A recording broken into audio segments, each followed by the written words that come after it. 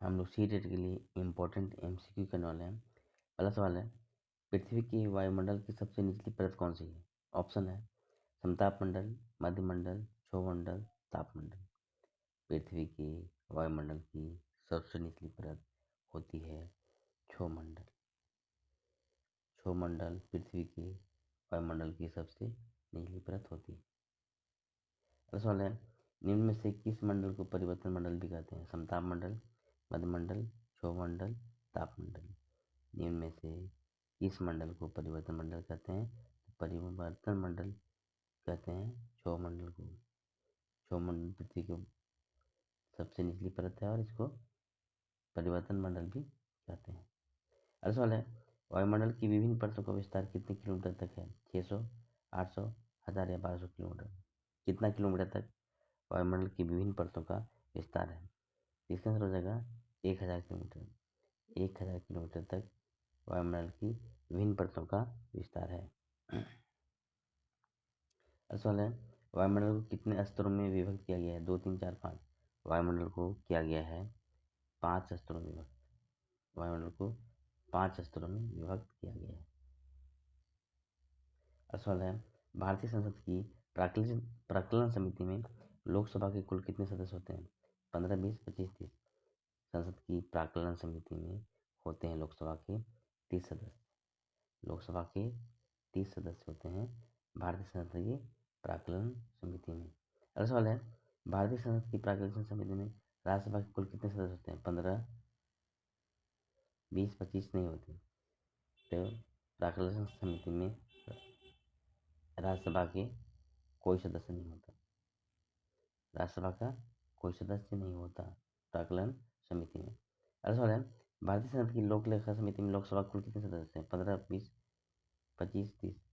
भारतीय संसद की लोक लेखा समिति में लोकसभा के कुल 15 सदस्य होते हैं। लोकसभा के 15 होते हैं किसमें?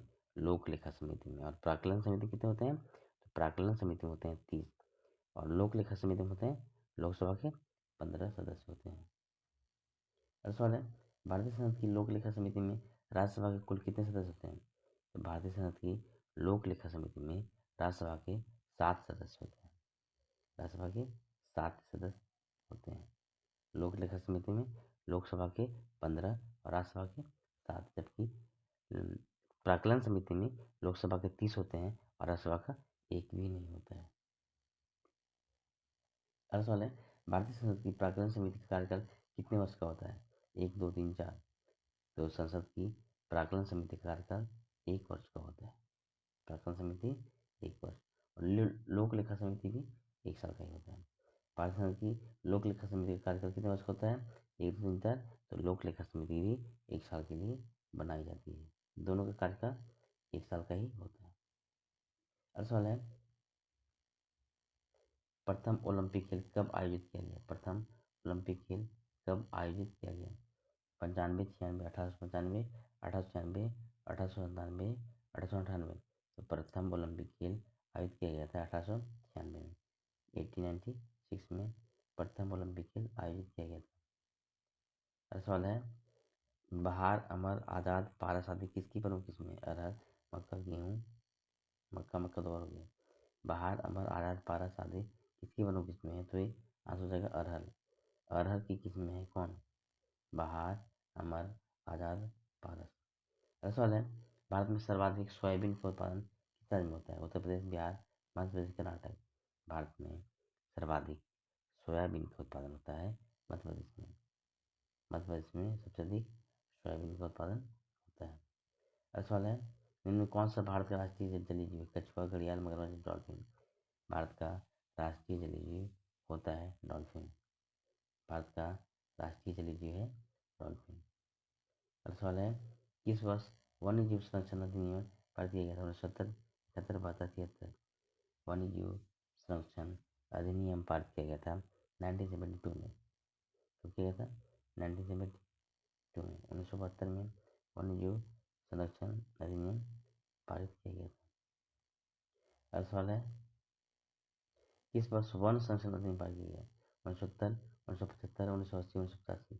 वन संरक्षण अधिनियम पारित किया गया था 1980 में 1980 में वन संरक्षण अधिनियम पारित किया गया था। अगला सवाल है, किस वर्ष वन संरक्षण अधिनियम संशोधित किया गया था? 82, 84, 86, 88। वन संरक्षण अधिनियम पारित किया गया था 80 में, पर संशोधित किया गया था 88 में। 1988 इसका सही उत्तर है। 88 में संशोधित किया गया था वन संरक्षण अधिनियम को। तो सवाल है, अनुसूचित जनजाति और अन्य परंपरागत वनवासी वन अधिकार की मान्यता अधिनियम कब पारित किया गया था? 2005, 6, 8। तो वन अधिकार की मान्यता अधिनियम पारित किया गया था 2006 में। ये यूनिक सवाल है। सवाल है, निम्न में कौन हरितगृह प्रभाव गैस नहीं है? Methane, nitrogen, carbon dioxide, ozone. तो कौन सा हरितगृह प्रभाव नहीं है? तो जगह नाइट्रोजन। नाइट्रोजन हरितगृह प्रभाव के अंतर्गत नहीं आता है, नाइट्रोजन नहीं है, बाकी तीनों है। सवाल है, इनमें कौन मृदा संरक्षण की विधि है? जैविक विधि, फसलचक्र, मृदा उपरोक्त उपरोक्त सभी। तो मृदा संरक्षण के अंतर्गत ये तीनों काम हमको करना पड़ता है, उपरोक्त सभी। जैविक विधि, फसलचक्र, ये सारे मृदा संरक्षण का विधि है। आंसर हो जाएगा उपरोक्त सभी।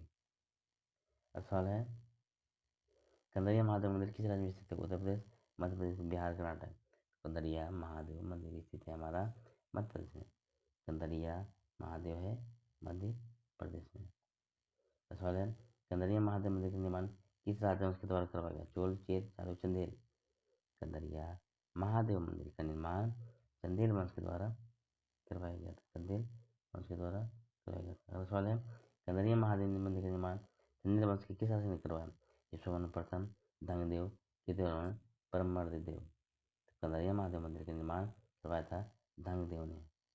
धंगदेव ने कंदरिया महादेव मंदिर का निर्माण करवाया था। सवाल है, इनमें किसका संबंध उज्बेकों से था? मंगोल, तैमूर, तुर्की, तुर्क गजनवी। तो उज्बेकों से संबंध था मंगोल का। मंगोल का संबंध उज्बेकों से था। सवाल है, मनसबदारी श्रेणी व्यवस्था किस मुगल शासक की देन है? बाबर, अकबर, हुमायूं, जहांगीर।